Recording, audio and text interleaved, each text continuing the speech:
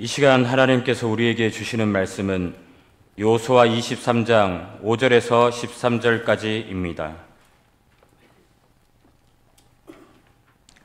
여호수아 23장 5절에서 13절까지 말씀, 구약 355면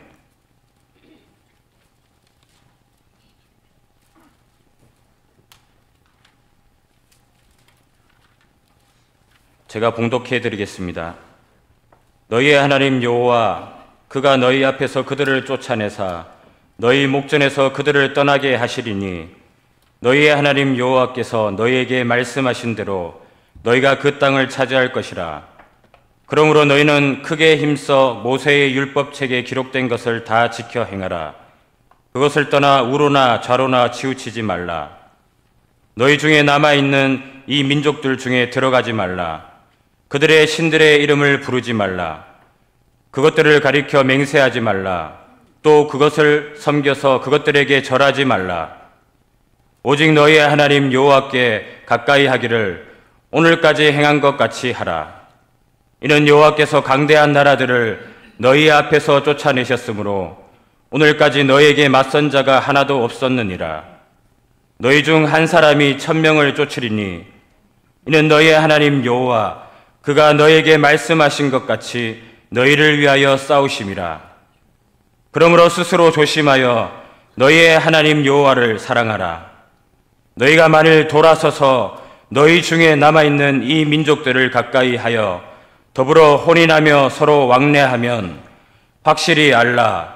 너희의 하나님 여호와께서 이 민족들을 너희 목전에서 다시는 쫓아내지 아니하시리니 그들이 너희에게 올무가 되며 덫이 되며 너희의 옆구리에 채찍이 되며 너희의 눈에 가시가 되어서 너희가 마침내 너희의 하나님 여호와께서 너희에게 주신 이 아름다운 땅에서 멸하리라.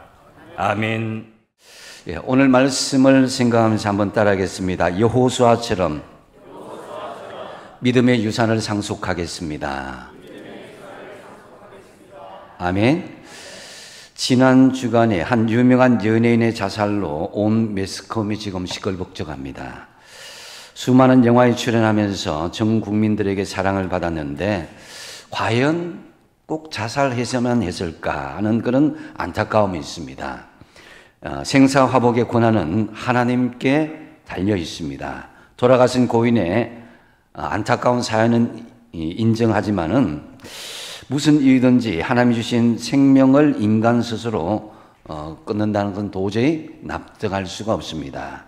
여러분, 우리가 고령으로 자연사 하시든지 사고로 돌아가시든 간에 인간의 마지막 임종은 하나님께서 정하십니다. 하나님께 주신 생명을 존귀하게 여기시는 저와 여러분 되시기 바랍니다. 오늘 2023년 마지막 날이 오듯이 우리 인생의 마지막은 점점 다가오고 있습니다. 주님의 부르심은 갑작스럽게 우리에게 예고도 없이 다가올 수 있습니다. 만약에 여러분이 마지막 임종을 맞이하면서 마지막으로 하실 말씀이 무엇입니까? 라고 여쭤본다면은 여러분은 대답할 그것을 유언을 준비할 것이 있습니까? 그래서 여러분에게 부탁드리자면은 믿음의 성도들은 적어도 죽기 전에 유언 정도는 우리가 준비할 수 있어야 될 것입니다. 거창하지 않아도 괜찮습니다. 적어도 우리는 믿음 생활했다면은 천국의 소망을 가진 사람들입니다. 저와 여러분 사는 것도 중요하지만 인생의 마지막 순간 남길 유언까지도 잘 준비하시고 행복하게 다 천국에 입성하는 저와 여러분 다 되시기 바랍니다. 오늘 본문 23장은 여호수아가 마지막 임종을 앞두고 이스라엘 백성들의 지도자들을 불러서 유언을 하는 내용입니다. 어떻게 생각하면은 여호수아는 열심히 가나안 정복에 대한 일을 하고 이제 좀 쉴만하고 안식을 취할 만한데 하나님께서 오라 하는 그런 입장입니다. 일은 여호수아가 하고 누리는 것은 후손들이 누리는 그런 입장입니다. 이것은 어쩌면 인간적으로 보면 공허하고 불공평하고 불행한 인생 같지만은 여호수아에게는 가장 큰 기쁨이기도 했습니다. 왜냐하면 여호수아는 하나님께 평생 충성을 다했고 또 그 열매를 자기의 후손들이 모두 따먹을 수 있다는 그런 기대감이 있었기 때문입니다. 여호수아는 인생을 짧게 본 것이 아니라 요단강 넘어서 하늘나라까지 바라보고 있었던 것입니다. 우리 부모님들 이 전 세대는 참 고생을 많이 하셨습니다. 일제시대 6.25 보릿고개 거치면서 이 자식들을 공부시키고 쉼도 없이 죽으라고 희생하면서 정말 잘 살아보세요 일만 했던 그런 세대였습니다. 그렇게 고생만 하시다가 돌아가시는 어르신들의 인생들을 돌아보면은 너무나도 안타깝고 안타까운 마음이 듭니다. 바로 이전 세대 80세 이상 되신 어르신들의 삶들, 그런 어르신들은 정말 한결같은 인생이었습니다. 자식만 잘 산다면, 자식만 잘 된다면은 내 할 도리를 다한 것이기 때문에 죽는 것이 억울하지 않다라는 그런 심정으로 어르신들은 그렇게 살으셨습니다. 바로 여호수아가 그 마음을 가졌습니다. 자신의 공모, 정말 힘쓰고 노력하고 최전선에서 죽을 고비를 넘기면서 그렇게 가나안을 정복을 이뤄냈지만은 후손들이 그 열매를 누리는 것을 보면서 나는 이제 내 할 도리를 다했다. 이제 후손들이 그 열매를 누리면 된다는 그 심정이었습니다. 그래서 여호수아가 더욱 위대한 것은 이러한 공을 자기의 공으로 돌리지 않고 모두 하나님께 공로와 영광을 돌리는 것을 볼 수가 있습니다. 3절 말씀 우리가 한번 같이 한번 읽어보겠습니다. 시작. 너희의 하나님 여호와께서 너희를 위하여 이 모든 나라에 행하신 일을 너희가 다 보았거니와 너희의 하나님 여호와 그는 너희를 위하여 싸우신 이시니라. 아멘. 여호수아는 자기가 싸운 것도 자기가 이룬 것도 모두 하나님의 은혜요 하나님의 공로로 돌리는 것을 볼 수가 있습니다. 여호수아는 자신의 용맹성과 치밀한 작전, 탁월한 지도력 등등을 자랑하지 않았습니다. 죽는 순간에 자기의 아쉬운 마음을 토로할 수 있음에도 불구하고 마지막에 하나님께 모든 공을 돌리면서 하나님의 은혜에 감사하고 영광을 돌리는 것을 볼 수가 있습니다. 저와 여러분도 이런 인생의 아름다운 마무리가 되었으면 좋겠습니다. 한번 2023년도 마무리하면서 하나님께 우리 같이 한번 고백을 할까요? 한번 따라하겠습니다. 다 하나님께서 하셨습니다. 다 하나님께서 이루셨습니다. 아멘. 예. 우리가 정말 올해 여러 가지 우리가 원하는 만큼 이루지 못하고 원하는 만큼 성취하지 못한 부분이 있더라도 그럼에도 불구하고 하나님께서는 계속 나를 통해서 이루어 나갈 수 있을 것입니다. 더불어 오늘 본문 말씀 23장의 짧은 고별 설교 가운데 그래서 가장 많이 쓴 단어가 너희 하나님 여호와라는 말씀을 반복해서 13번이나 그렇게 등장하고 있습니다. 이제 여호수아는 백성들이 여호와를 자신의 하나님으로 믿기를 바랬습니다. 그러므로 계속해서 너희의 하나님 여호와를 강조해서 말씀하는 것을 볼 수가 있는데요. 이처럼 여호수아는 마지막 순간까지 하나님께서 싸우셨고 하나님께서 도우셨음을 회고하면서 자신의 공은 뒤로하고 하나님께 영광을 돌리는 것을 볼 수가 있습니다. 너무나 아름다운 마무리인 것이죠. 아울러 여호수아는 마지막 임종의 순간이 다가왔을 때에 이스라엘 백성들에게 물려주고 싶었던 중요한 신앙의 유산, 이 유산들을 전수하고자 하는 것을 볼 수가 있습니다. 그렇다면은 오늘 본문에서 여호수아가 후대에 물려주고 싶었던 유산은 무엇이겠습니까? 먼저 첫 번째 보면은 여호수아는 미래라는 그 유산을 물려주고자 한 것을 볼 수가 있습니다. 5절 하반절에 보면은 너희의 하나님 여호와께서 너희에게 말씀하신 대로 너희가 그 땅을 차지할 것이라. 땅을 차지하는 것은 표면적이고 그 땅을 차지해서 이루는 그 미래를 보여주고자 했던 것을 볼 수가 있습니다. 이스라엘 정복 전쟁은 다 마친 것이 아니었습니다. 그들에게 꿈을 새롭게 하고 미래를 이루도록 그 땅을 향한 그런 소망을 그들에게 보여준 것입니다. 여러분, 우리에게 내일이 없고 미래가 없는 인생은 생명이 없는 것과 같은 인생입니다. 일전에 6.25 전쟁 이후에 한 군목이 전쟁에서 다리를 잃은 미군 병사에게 군목 목사님이 찾아가서 당신은 무엇을 원하십니까? 이렇게 하자 그 말이 유명한 말이 됐습니다. 내일을 주십시오. 나에게. 이 다리가 없으니까 그렇게 했다는 거예요. 그 병사는 다리를 잃어서 불행한 것이 아니라 미래를 잃었기에 소망을 잃어서 자기 스스로 나약하고 연약한 그 모습을 보였던 것입니다. 그래서 여러분 전도서 11장 6절 말씀에 보면은 너는 아침에 씨를 뿌리고 저녁에도 손을 놓지 말라. 이것이 잘 될는지 저것이 잘 될는지 혹 둘이 잘 될는지 알지 못한다. 미래에 대해서 분명하게 우리가 알지 못하는 것이 있다면 우리는 어떻게 되겠습니까? 그 미래의 꿈을 가지고 지금 현재 심고 지금 현재 기도하고 지금 현재 미래를 위해서 힘쓰고 시작할 수 있는 것이 중요하다라는 거죠.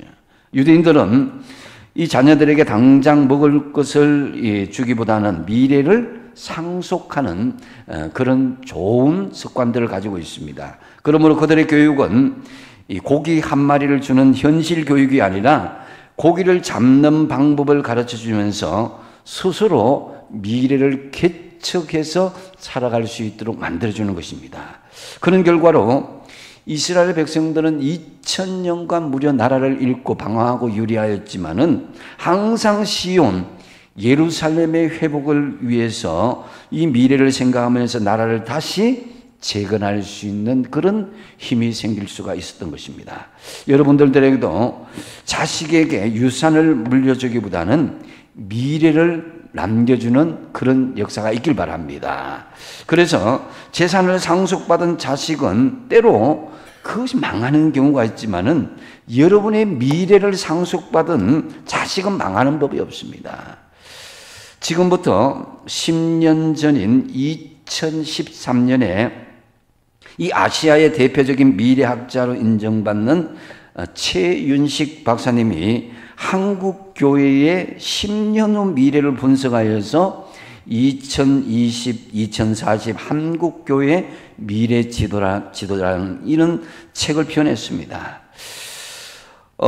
이 책을 펴낼 때 2013년 이후에 10년은 한국 교회가 10년 동안 기회가 있다는 거죠. 그러니까 2013년부터 23년까지 잘만 한다면은 아직도 기회가 있다. 그래서 창세기 41장에 일면 한국 교회가 7년의 풍년과 7년의 흉년이 올 것이다라는 그런 시나리오로 표현했습니다. 풍년과 같은 폭발적인 성장기를 거쳤던 한국 교회가 그 후에 대흉년기를 맞이하면서 극심한 침체기에 접어들 것이다. 이렇게 분석을 했습니다. 외형적인 면에서 2060년경 한국 교회 성도 수가 300만으로 급격하게 줄어들고 저출산과 고령화 시대와 맞물려서 주일학교 숫자는 대략 40만 명으로 추락하고 교인 중에 70% 이상이 은퇴자로 채워지게 될 것이다. 이렇게 예측을 했습니다. 이로 인해서 심각한 재정난과 교회 수의 감소로 개척교회가 많이 문을 닫을 것이라는 상황이 속출하고 교회에도 시장 법칙이 자리를 잡아서 초대형 교회만 살아남는 기형적인 목회 환경으로 변화될 수 있다. 이렇게 예측을 했습니다. 그러면서 최 박사는 현재 위기를 깨닫지 못하고 뼈를 깎는 갱신이 없다면 두려운 미래가 올 가능성이 크다. 이렇게 예측하면서 벼랑 끝에 선 한국교회가 지금부터라도 이 길을 준비하고 대응해야 한다고 역설을 했습니다. 그래서 최 박사님은 어떻게 하느냐에 따라서 미래의 10년은 또 다른 제2의 부흥 시기가 올 수 있다. 이 위기에 대한 정확한 진단과 다양한 대책을 세워서 복음의 본질로 돌아가야 된다. 이렇게 역설을 하면서 그래서 전환점에 우리가 서 있다고 역설을 했습니다. 이에 최윤숙 박사님은 미래를 잘 준비하고 현 시대적인 소명을 감당하는 교회는 제2의 부흥기를 맞이하겠지만은 준비가 되지 않는 교회는 그 영향력과 교세가 자연적으로 약화될 것임을 전망했습니다.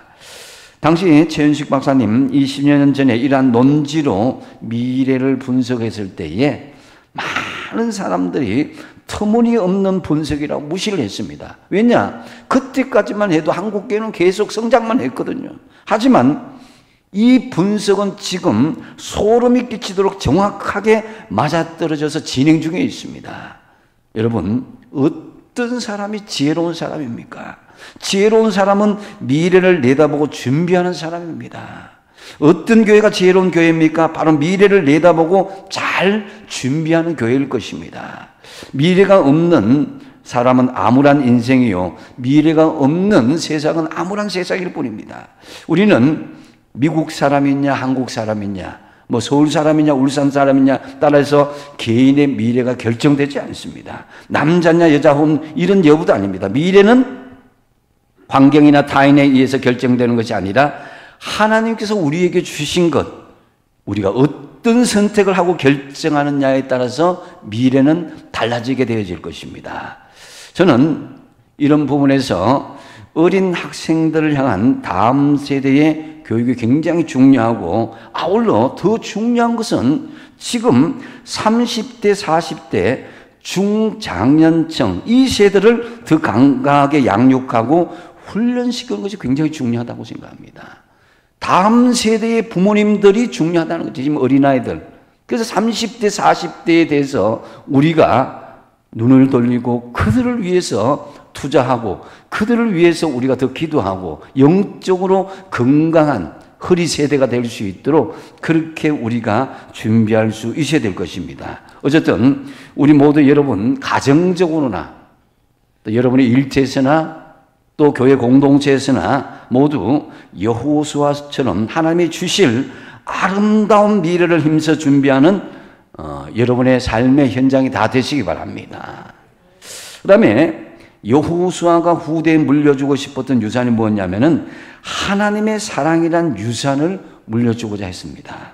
11절 말씀에 보면은 그러므로 스스로 조심하여 너희의 하나님 여호와를 사랑하라 이렇게 말씀합니다.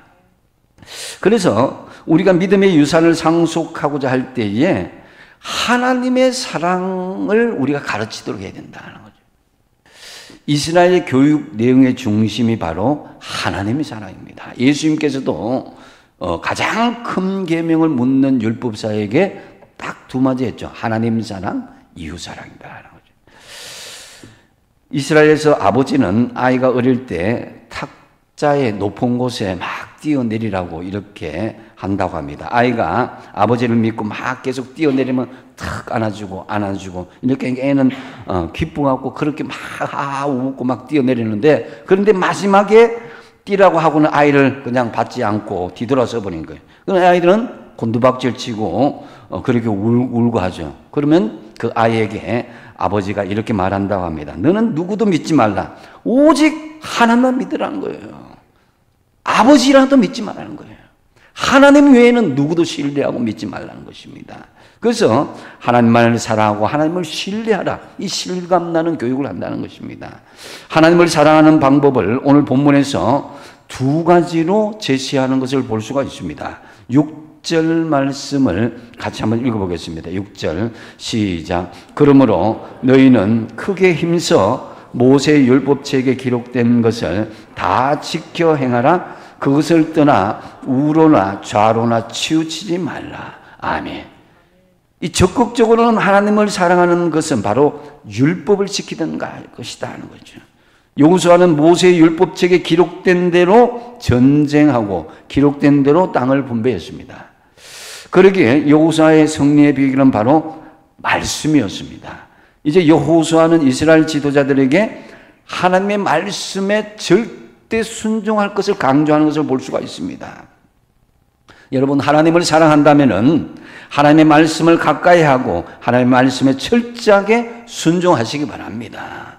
또 하나님의 사랑의 유산을 물려주는 또 한 가지는 7절 말씀 같이 한번 읽어보겠습니다. 시작. 너희 중에 남아있는 이 민족들 중에 들어가지 말라. 그들의 신들의 이름을 부르지 말라. 그것들을 가리켜 맹세하지 말라. 또 그것을 섬겨서 그것들에게 절하지 말라. 아멘.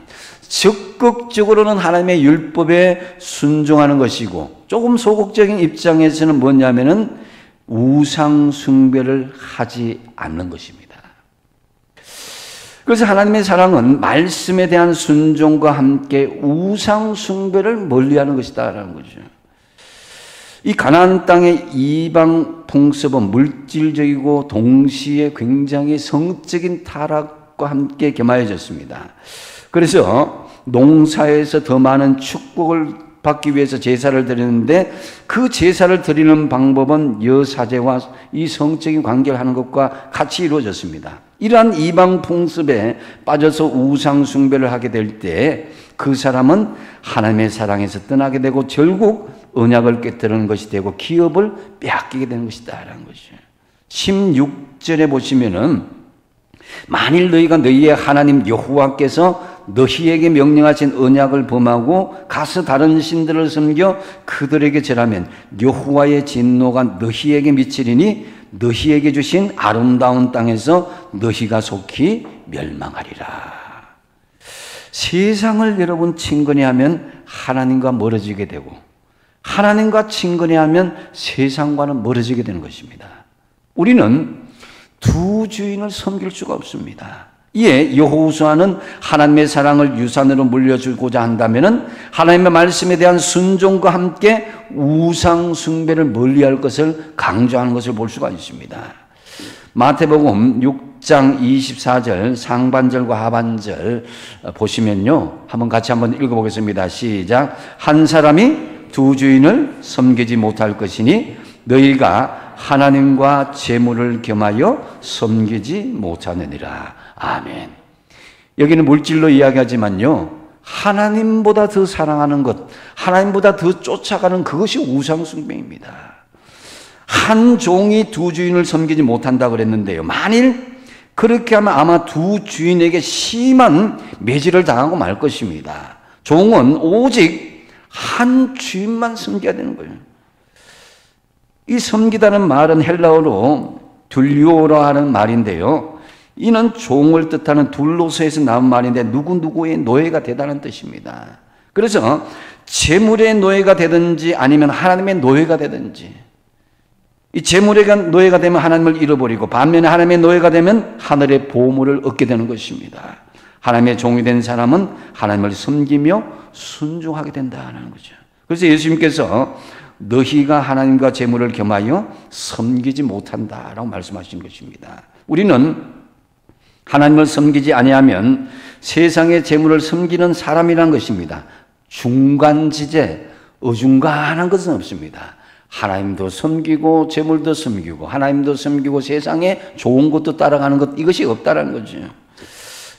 만약에 믿음이 어중간하여서 신앙생활을 한다면 여러분, 이 방치할 것이 아니라 이 신앙 안에서 영적인 싸움을 전개해야 되는 거예요. 그래서 우리가 스스로 성경책 말씀을 가까이 하지 않는다, 말씀을 스스로 묵상하도록 서로가, 이 부부 같은 경우에는 말씀을 더 읽도록 격려하고 알려주고, 또 새벽재단을 쌓기를 결의한다면 새벽재단 쌓기를 서로 격려해주고, 또 요즘 보면은 뭐 코로나 지나서 독감이라고 자꾸 주일 예배를 빠지려고 하는 그런 경향들이 있습니다. 그 핑계 대지 않고 그냥 예배를 더 열심히 내도록 서로 격려해야 될 것입니다. 그래서 여러분, 하나님과 세상에 여러 가지 유혹이 있는데, 세상의 재물 때문에, 세상에 좋아하는 것 때문에, 세상의 여러 가지 일들 때문에 이 다투고 싸우는 것이 아니라 하나님의 그 신앙을 더 열심을 하기 위해서 세상의 것을 우리가 멀리하고자 영적으로 싸움을 전개해야 된다는 거죠. 그래서 하나님과 재물을 겸하여 섬길 수 없다는 것은 얼마든지 물질이 하나님의 자리를 대신해서, 여러분이 좋아하는 쾌락이 하나님의 그 왕의 자리를 대신해서 그 왕노릇 할 수 있다는 엄중한 경고의 말씀인 것입니다. 세상을 창조하신 분이 누구십니까? 우리들을 저 지옥의 불못에서 구원하신 분이 누구십니까? 지금까지 우리는 우리 자신의 힘으로 살았습니까? 아니면은 우리를 도우시는 하나님의 은혜로 살았습니까? 하나님은 우리를 사랑하십니다. 얼마나 우리를 사랑하셨으면 그 아들을 십자가에 못 박아 피 흘려 죽기까지 우리를 사랑하셨겠습니까? 그러므로 우리도 여호수아처럼 하나님의 말씀에 순종함과 동시에 우상을 멀리함으로 하나님의 사랑을 유산으로 남기도록 힘쓰시기 바랍니다. 그리고 여호수아가 후대에 물려주고 싶었던 중요한 유산은 이 용기라는 유산이었습니다. 9절 10절 말씀을 같이 한번 읽어보겠습니다. 시작. 이는 여호와께서 강대한 나라들을 너희의 앞에서 쫓아내셨으므로 오늘까지 너희에게 맞선 자가 하나도 없었느니라. 너희 중 한 사람이 1000명을 쫓으리니 이는 너희의 하나님 여호와 그가 너희에게 말씀하신 것 같이 너희를 위하여 싸우심이라. 아멘. 가나안 땅에서 이방 족속을 다 멸하는 데 필요한 것은 유형의 어떤 무기가 아니었습니다. 그것은 보이지 않는 믿음의 용기였습니다. 용기가 없으면 믿음을 상속받을 수가 없습니다. 그러므로 하나님께서도 요단강을 건너기 직전에 여호수아서를 시작하면서 줄기차게 강조하였던 말씀은 강하고 담대하라. 두려워하지 말고 놀라지 말라. 너희 하나님이 너와 함께 하느니라. 이 말씀이었습니다.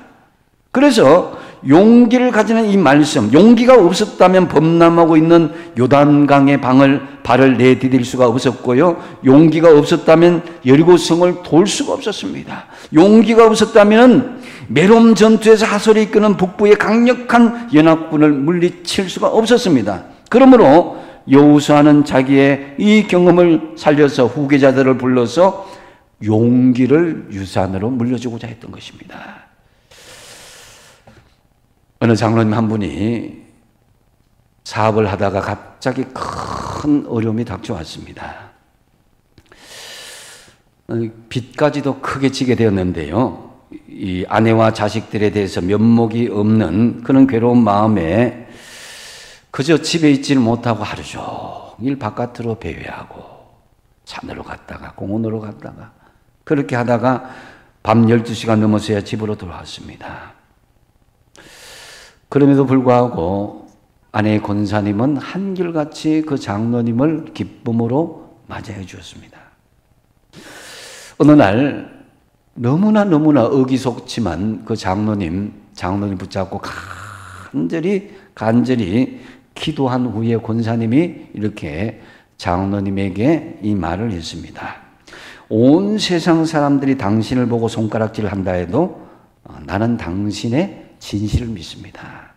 비록 부도가 나서 많은 빚을 졌지만 당신의 진실은 부도나지 않았습니다. 나는 당신이 다시 일어날 것을 확신합니다. 옛날 욥이 다시 하나님의 복을 받아 일어난 것처럼 당신도 하나님의 은혜로 다시 일어날 것입니다.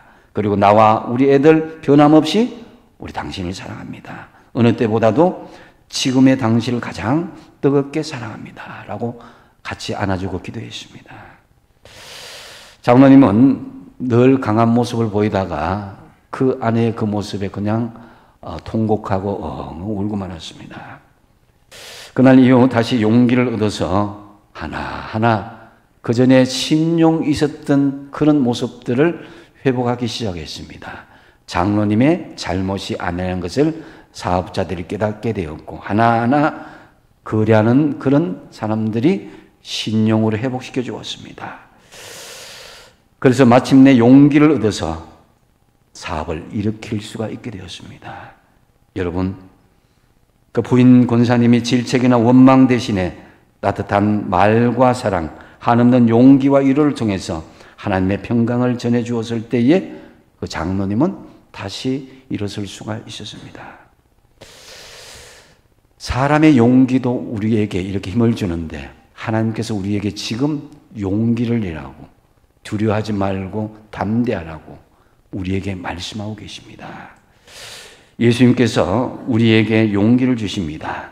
세상에서는 너희가 환난을 당하지만 내가 세상을 이기었노라. 담대하라고 그럽니다. 바울은 그의 영적 아들 디모데에게 디모데후서 1장 7절 상반절에 이렇게 말씀하며 용기를 줍니다.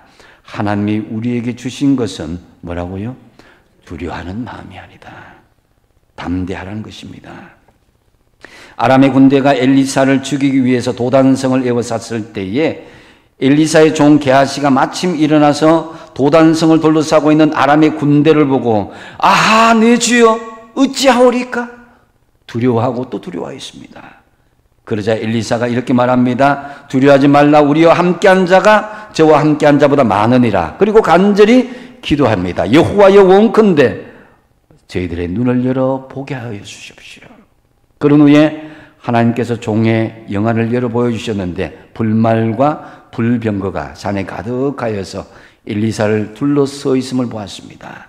열왕기하 6장 17절 말씀 같이 한번 읽어보겠습니다. 시작. 기도하여 이르되 여호와여 원하건대 그의 눈을 열어서 보게 하옵소서 하니 여호와께서 그 청년의 눈을 여시매 그가 보니 불말과 불병거가 산에 가득하여 엘리사를 불렀더라. 아멘. 눈에 보이는 환경, 눈에 보이는 어떤 사람 두려워하지 않고 함께 하시는 하나님을 바라보시기 바랍니다. 용기를 내시고 기죽거나 두려워하지 마시고 하나님께서는 우리를 어떤 상황 가운데서도 당연하게 건져낼 것입니다. 가나안을 정복하기 전에 여호수아에게 하나님께서 이렇게 말씀하십니다. 여호수아서 1장 9절 말씀에 가고 담대하라. 두려워하지 말며 놀라지 말라. 내가 어디로 가든지 내 하나님 여호와가 너와 함께하느니라. 이 말씀이 저와 우리에게 임하신 말씀인 줄로 믿으시기 바랍니다. 두려워하지 말며 놀라지 말라는 이 용기가 어디에서 나왔습니까? 하나님께서 우리와 함께 하시기 때문입니다. 그래서 여호수아는 가나안 정복 초기부터 그가 임종하는 그 순간까지 용기라는 것을 가졌고 그 용기를 후대에 물려주고 싶었던 유산이었다라는 것입니다. 저와 여러분 여호수아처럼 어떤 상황 속에서도 두려워하지 않고 당당하게 맞설 수 있는 이 용기, 믿음이라는 이 용기를 유산으로 남기시기 바랍니다. 이제 말씀을 맺습니다. 여러분 만약에 마지막으로 남기실 말씀이 무엇입니까? 남기실 유언이 무엇입니까? 라고 물으신다면 어떻게 대답하시겠습니까? 여호수아는 후손들에게 소망에 찬 미래를 상속하고 하나님에 대한 사랑을 상속하고 그리고 용기를 상속해 주고자 했습니다. 참으로 우리도 후손들에게 미래와 하나님의 사랑 또한 하나님 주신 용기를 아름다운 유산으로 상속하는 저와 여러분 다 되시기 바랍니다. 기도하겠습니다. 아버지 하나님, 2023년 많은 여러 가지 일들 가운데서도 지금까지 지켜주신 하나님 은혜와 사랑에 감사드립니다. 아버지 하나님, 우리의 인생 막바지가 된다면 어떤 유언을 남겨야 될지를 오늘 말씀을 통해서 봤습니다. 여호수아처럼 우리 후손들에게 미래를 유산으로 하나님의 사랑과 용기를 유산으로 상속케 하여 주시옵소서. 예수님의 이름으로 기도하옵나이다. 아멘.